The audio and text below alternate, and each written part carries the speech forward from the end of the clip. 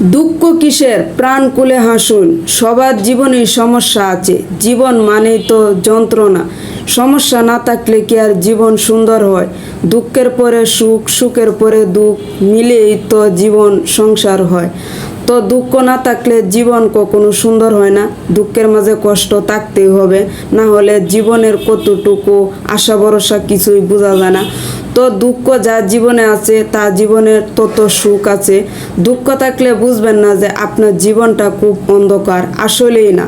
দুঃখ থাকলে আপনার জীবনটা আরও বেশি সুন্দর। আপনি সব সময় হাসি খুশি থাকবেন, মন খুলে হাসবেন, কারো কথায় কোনো কান দিবেন না। দুঃখ মানেই একটা কথাই সবসময় মনে রাখবেন, দুঃখ মানেই সুখ, দুঃখ মানে আশা ভরসা, দুঃখ মানে দিনের আলো অন্ধকার, সব মিলিয়েই আল্লাহ তাআলা সৃষ্টি করে দিয়েছেন। যাদের দুঃখ আছে তাদের সুখও বেশি আছে, এটা বলে দিয়েছেন।